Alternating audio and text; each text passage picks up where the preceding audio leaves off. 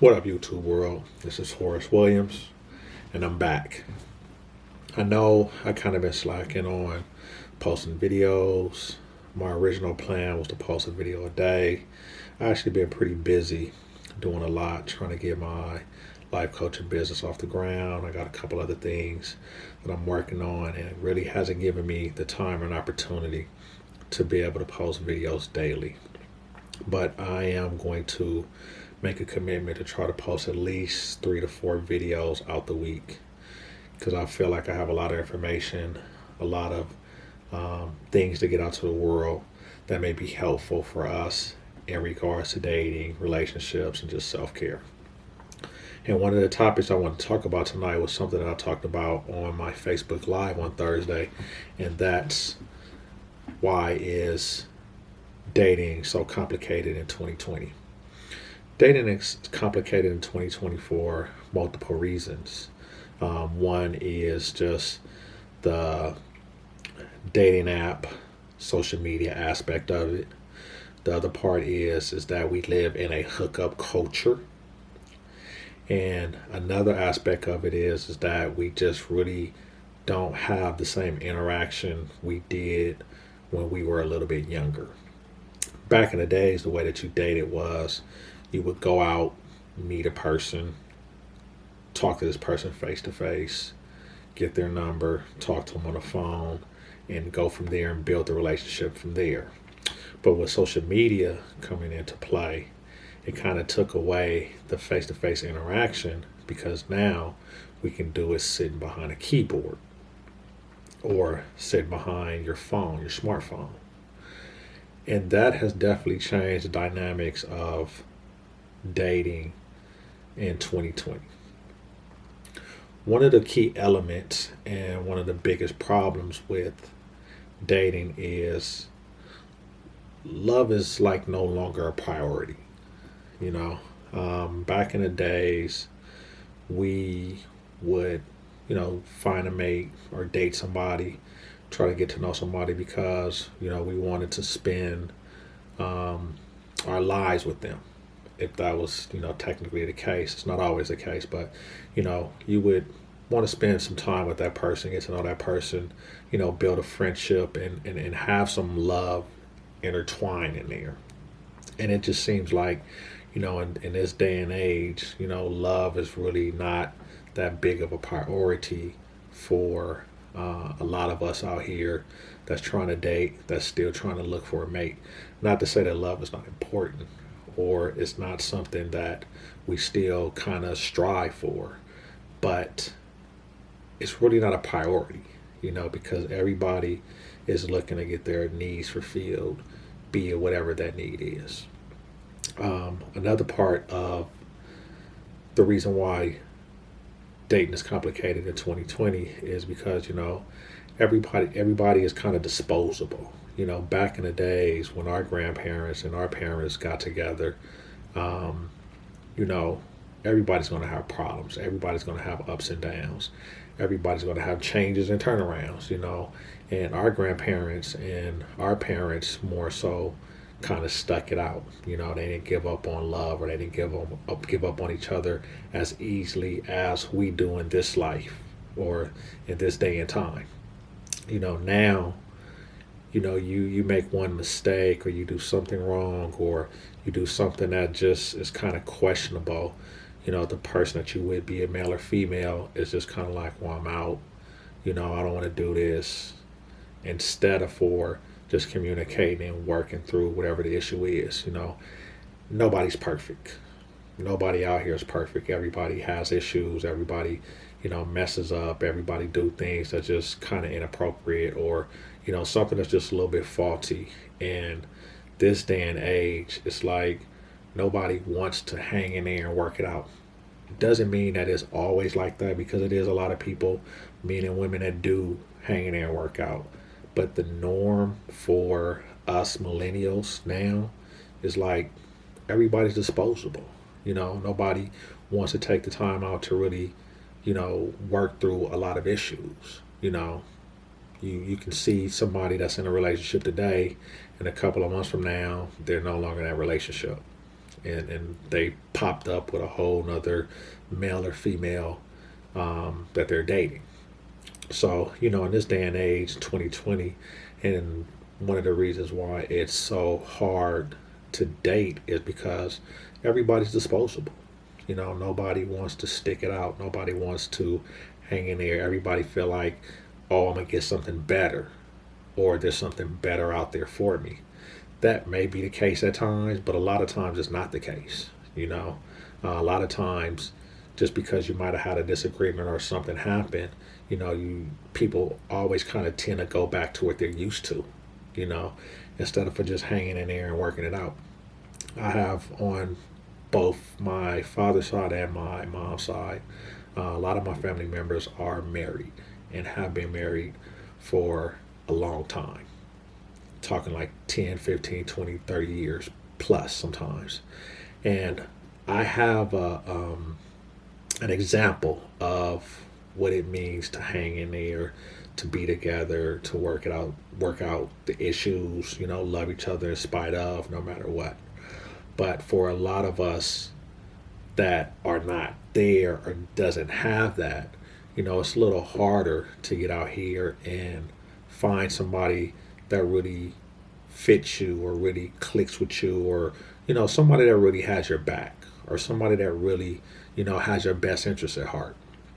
That's where it's hard for us. Now the issue is like women are kind of walking around or saying, well, hey, men are doing it, or men, treat us a certain way, so we need to get out here and think like them, and we need to do the same things that they do. But like I always tell my friends, why would women think what we taught were right? It's a lot of things we were taught young that may not be conducive to having a successful relationship. And here we are, where it's kind of like role reversals. So my thing, and the reason why I'm doing what I'm doing, and I plan to do what I'm doing, is to kind of bring it to the forefront and have some discussions around it. Like I've said, nobody's perfect. Everybody has their hang-ups. Everybody has their traumas. Everybody has things that have happened to them in their lives that affects them as far as dating goes. And I feel like if a lot of us really just take the time out to understand ourselves, understand what we like, what we don't like, what we're willing to put up with, what we're not willing to put up with, and that even includes life coaching and or going to therapy, And that's one of the reasons why I wanted to kind of get into life coaching. I've always helped people. I've always been the person that people call on, and I've always been a person to kind of help guide people in the right direction. And I wasn't getting the guidance, or I was getting some of the guidance, but when I went to therapy, it kind of just put a lot of things in perspective for me, and it really put me on a path. Like, there's a lot of people out here that I can definitely reach out to and help and help them, get on the right path, because we all need help. We all need, somebody to kind of hold our hand, or give us direction, or point us in the right direction, or, guide us to the things that we need as far as trying to better ourselves, because life should always be about bettering yourself, not being stagnant, not just staying where you are, not being okay with the place that you're at, Another part of the reason why relationships is hard is just not giving a relationship a try. And I think I've been kind of speaking on that. We're so quick to not really give the relationship a chance to blossom into what it needs to blossom into. As far as men go, a lot of times men meet women, just want to have sex with them. And once they get that, the dynamics of the relationship change, and you get to treating, the woman differently than when you originally treated them. One of the things that a lot of women ask me is, why do men feel like they got to take you out, wine you, and dine you just to get that from you? And then once they get that, they switch up or they change on you. And, the other part about it is they're like, well, if that's what they want, why don't they just say that? And like I explained to them, if a man really wants that, he's just not going to come out and say it. He's going to play the game. He's going to wine you and dine you. He's going to make you think like he's into you, to get what he wants, and then he may move on.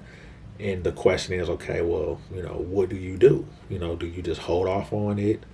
How do you deal with it? And I can't really tell a person what to do with their body, but it's vet the person. Make that person really do some work to get it if that's exactly what they want. Because anything a man really wants, he's going to get, or he's going to try his best to get. And if he can't get it in a suitable time, then he's going to leave you alone, or move on to the next, or however he decides to do it. And speaking to what I'm saying is it's kind of like rushing into sex. We as men, when we meet a woman, the first thing we think to ourselves is, like, I wonder what she's like in bed. I wonder how long is it going to take for me to, get it. That's just what we think. That's the first thing we think. Then after we think that, then we kind of just decide on, okay, well, how am I going to go about doing this? Don't mean all men think like that, so don't quote me on that. A lot of men do, and it kind of just goes from there. Sometimes you can get into a relationship, have sex with a person the first night, get into a relationship, and the relationship blossoms. Sometimes you can have sex with a person and that relationship doesn't go nowhere. It all kind of just depends on the person, But definitely rushing into sex is one of the biggest issues that pertains to the complications of dating in 2020. Feeling like it's a job.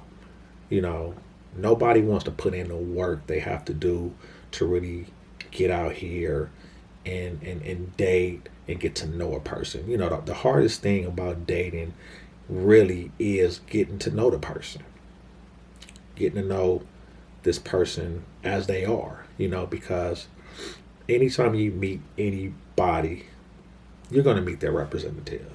They're going to give you that good, nice, gentle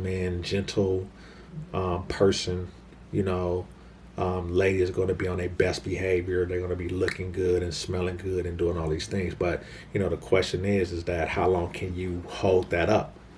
Because a lot of times we're going to meet the representative, but after a certain amount of time, the real person starts to kind of come out, and then I think that kind of also determines the length of the relationship. Sometimes you can meet somebody that may be cool and perfect for you at the time, but over time you start to see things about that person that you really don't care too much for, that you really don't like, and it will determine if you want to take that relationship further. I think the problem kind of comes in for a lot of us is that we don't date long enough to see that. I would always suggest dating 3 to 6 months. That's just me. 6 months is a little extreme.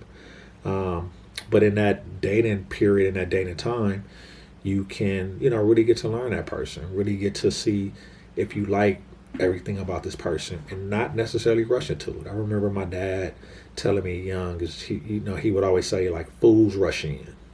You can't rush in everything. I've rushed in a lot of relationships I've had over my life. And at this point in life, I don't do that. I date. I want to get to know you. I want to get to know if I even like you like that. I want to get to know, some of your goods and your bads. And that takes time. Any and everything you do takes time.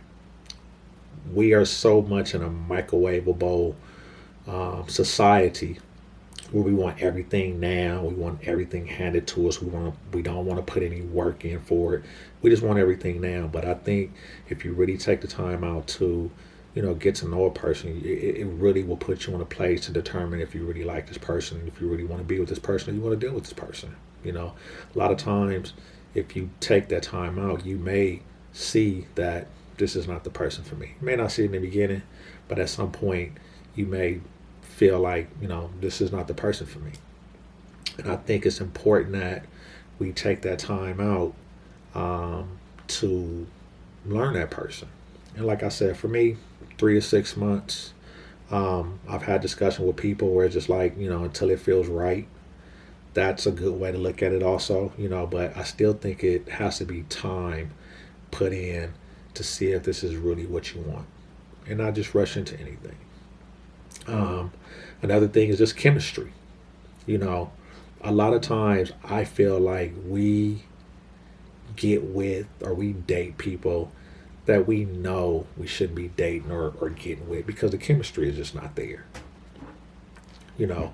But we're so stuck on not wanting to be by ourselves and not wanting to be alone and not okay with being alone. And the reason why that is because a lot of us may have been single for a while and just is tired of being single, you know.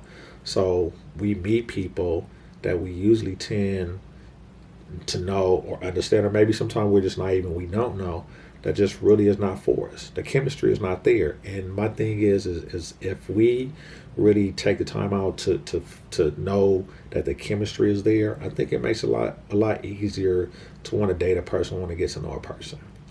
But like I said, the problem is that a lot of us are tired of being alone or don't like being alone.